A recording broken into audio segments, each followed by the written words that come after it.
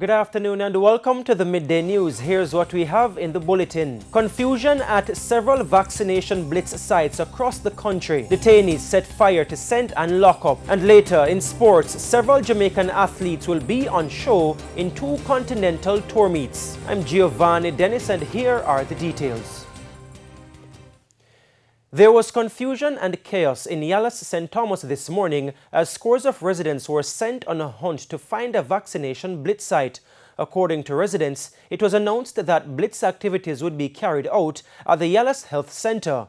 However, when persons showed up, there was no sign of a blitz. We were misled by the vaccination blitz. They come around in loudspeakers saying that the vaccine will be at the health center. I wake this morning after 5 minutes after 4, reach at the health center, get number. When we're at the health center, now we hear say it not going to be at the health center, it is going to be at the church. We were misled and this is a big misled. One resident told us that despite the chaos, she is willing to stay until she gets her second jab. I don't know when I will be able to go in, but by the name of Jesus, I will reach in on time.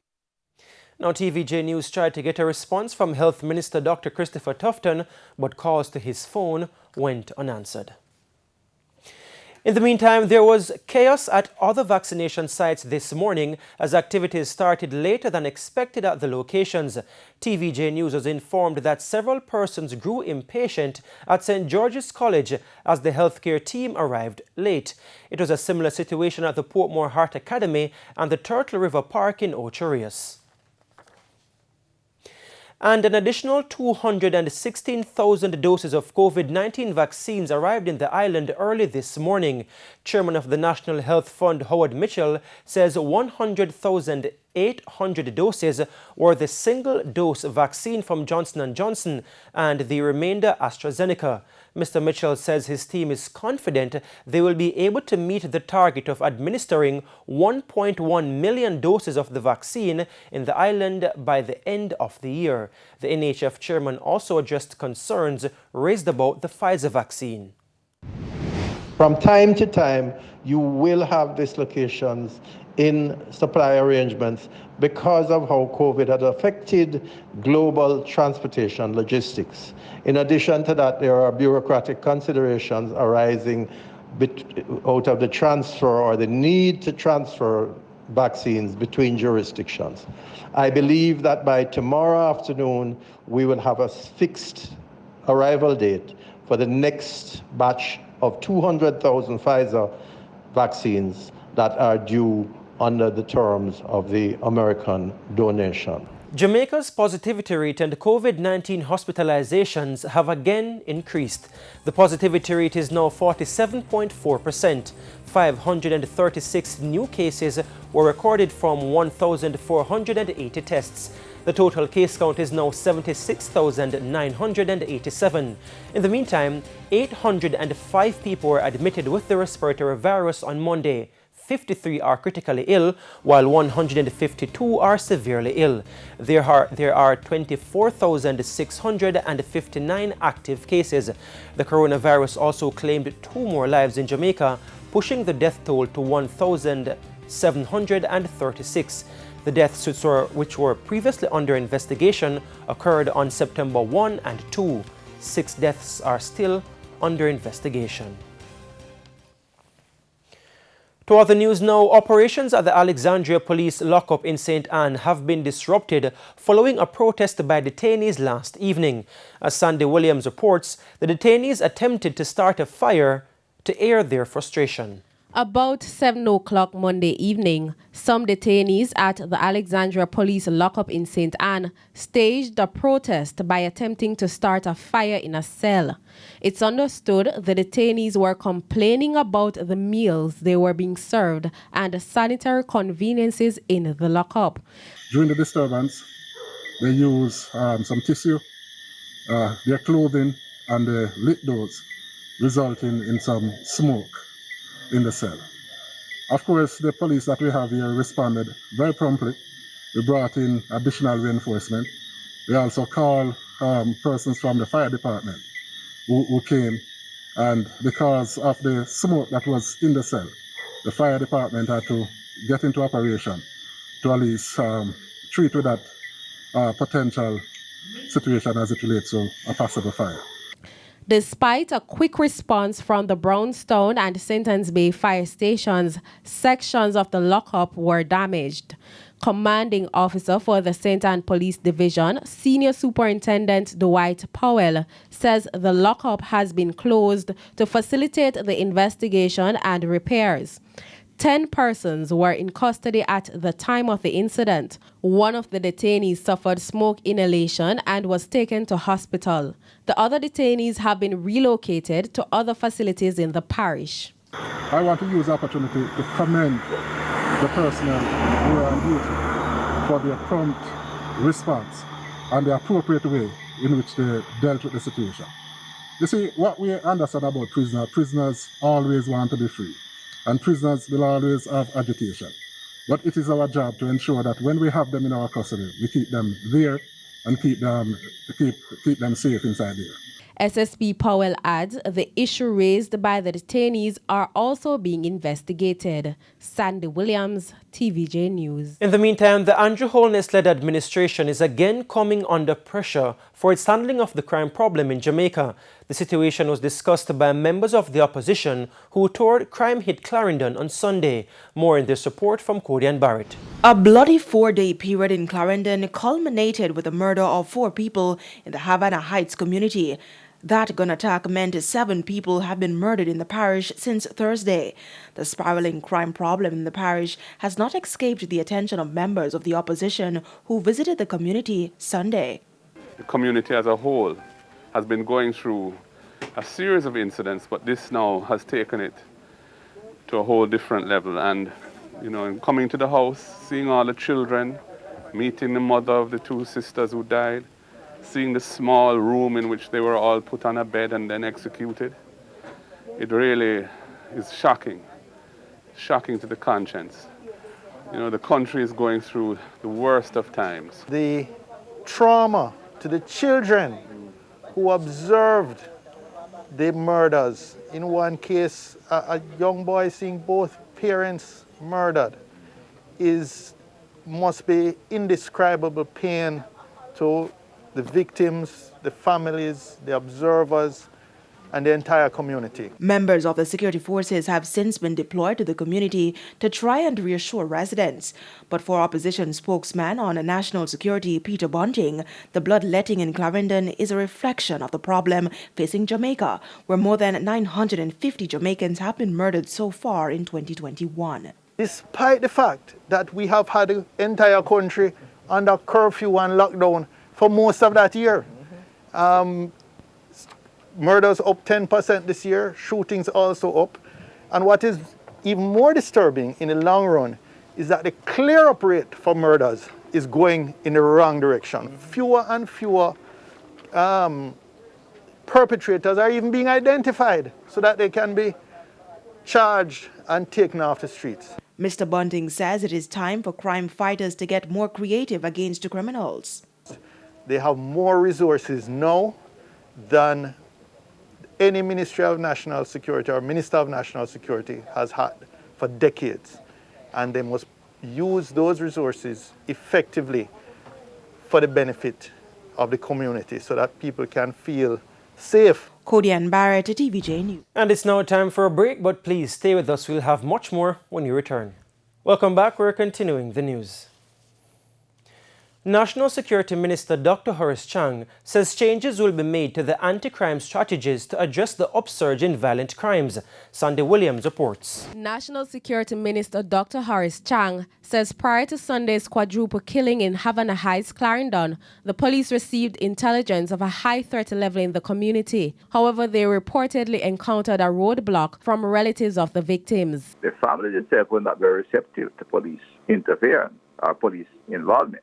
As a matter of fact, that's the reality, and the police did not react in any way negatively, but in going there seeking to evoke both information and to take some steps to mitigate the potential or to prevent the potential murder. Nobody was cooperative, and I think you can speak to the police about that matter in the future. But the information, the intelligence was solid, and the police did take steps to prevent, but prevention depends on the cooperation of all involved. According to the Jamaica Constabulary Force Serious and Violent Crimes Review, up to September 11, there were 991 murders in Jamaica. That was an increase of 94 or 10.5% when compared to the corresponding period in 2020. This has renewed calls from the parliamentary opposition for the government to craft a new anti-crime plan. In response, on Monday, the security minister said the Jamaica Constabulary Force JCF will be tweaking anti-crime strategies to address the upsurge in violent crimes.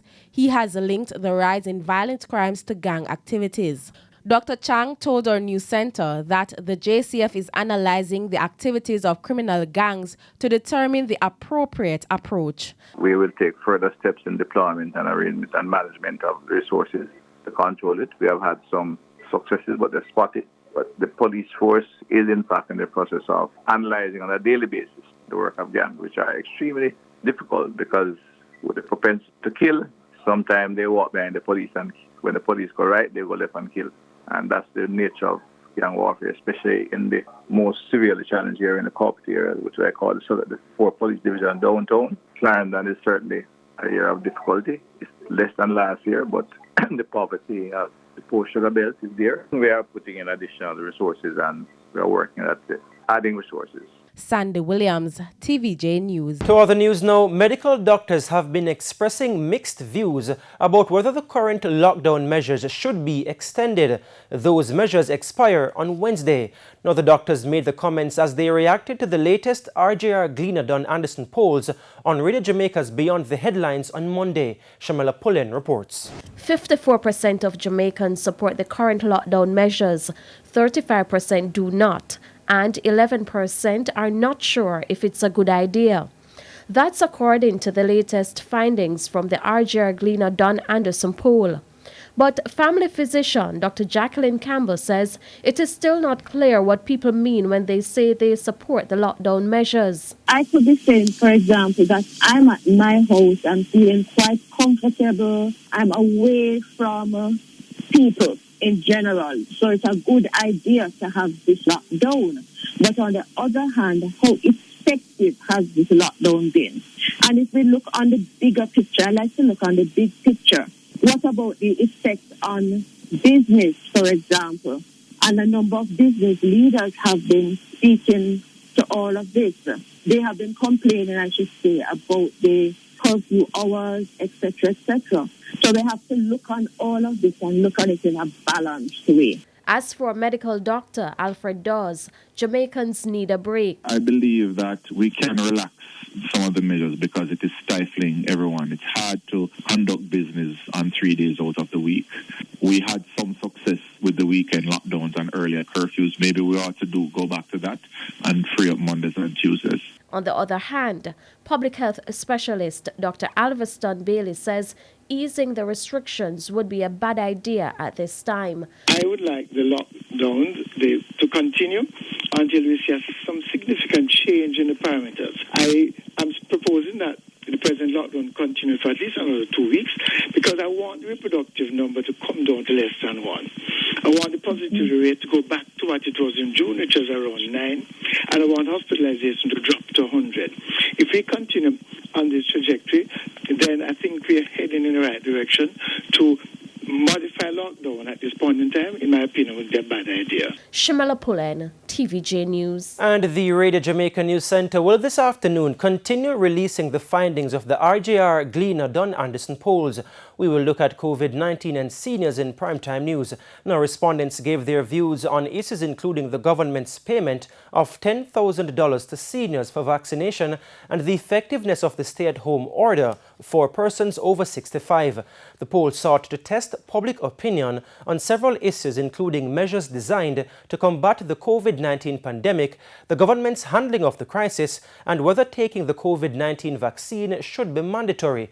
Now, join us at 7 for primetime news for the results on COVID-19 and seniors. And it's now time for the Business Minute. Here's Cody and Barrett. In the world of finance, the shares of Fontana Limited are inching higher in pre-market activity. This follows the company's one-year high on Monday on the release of full-year results. The stock traded as high as $7.31 before dipping to $6.57 on Monday, which equated to an 11% movement on the day. Investors on Tuesday are offering the stock at 11 cents higher than the closing price, or $6.68 minimum. Main Event Entertainment saw an increase in profits for the 9 months ended July 31, 2021. Its net profits grew by 16% to $7.17 million from $8.67 million.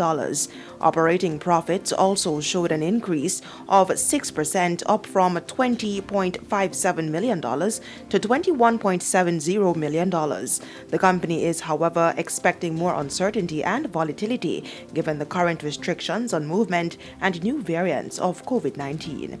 And that's it for the Business Minute. I'm Cody Ann Barrett. Now for the top regional and international stories, here's O'Shane Masters. In the region, Haiti's main political parties have reached an agreement establishing a transition government until the holding of presidential elections and a constitutional referendum next year. The agreement reached over the weekend establishes a council of ministers under the leadership of Prime Minister Ariel Henry. The husband of an opposition legislator in St. Vincent was on Monday slapped with 3 charges arising out of an incident that occurred during a protest march in the capital last week. Attorney K. Bacchus Baptiste confirmed that Carly John, the husband of opposition Senator Chevron John, had been charged with resisting arrest and 2 separate charges of assaulting 2 police officers. Hurricane Nicholas weakened into a tropical storm Tuesday morning, hours after making landfall in Texas. The storm entered the state near Sargent Beach, about 75 miles away from Houston, as a Category 1 hurricane. Tropical Storm Nicholas is producing winds of 70 miles per hour and is expected to drop up to a foot of rain, with some isolated areas receiving up to 18 inches. Houston was devastated by the Category 4 Hurricane Harvey 4 years ago, which left 68 people dead. That was the highest death toll of a hurricane in Texas since 1919. Nicholas has so far left more than 130,000 homes and businesses without power. And that's it for the top regional and international stories. I'm O'Shane Masters. And we now head to a quick break. When we come back, Karen Madden will have the Midday Sports. Welcome back. It's now time for Midday Sports. Olympic Games semi-finalist Jail Hyde will be the first Jamaican in action at the Gala del Castillo meet in World Athletics Continental Tour. This is a silver level meet now underway in Switzerland. Hyde is just about taken to the track in the men's 400-meter hurdles, where we will do battle with Olympic bronze medalist Alison dos Santos of Brazil. A total of 9 Jamaicans will be in action, including multiple Olympic and world champion Shelly-Ann Fraser-Price, who will contest the women's 100 meters. Fraser-Price will line up in the 100 meters against compatriot Natasha Morrison and the Swiss champion Mojinga Kambunji at 1:27 p.m. Morrison will also line up in the 200 meters alongside compatriot and MVP teammate Candice McLeod. Olympic finalist Natoya Gould will contest the women's 800 meters, while Leah Nugent goes up against Olympic bronze medalist Femke Bol in the women's 400-meter hurdles. Now, elsewhere on the track, Nigel Ellis will compete in the men's 100 meters alongside Olympic silver and bronze medalists American Fred Curley and Canadian Andre DeGrasse, as well as American Justin Gatlin. Olympic finalist Christopher Taylor will face the starter in the men's 400 meters, as well as Olympic semifinalist Damian Thomas in the men's 110-meter hurdles. And still on the track, Olympic champion Hansa Parchment and Olympic bronze medalist Sherika Jackson headline 9 Jamaicans who are down to compete in the Boris Handjakovic Memorial in Zagreb, a World Athletics Continental Tour gold level meet in Croatia this afternoon, Jamaica time.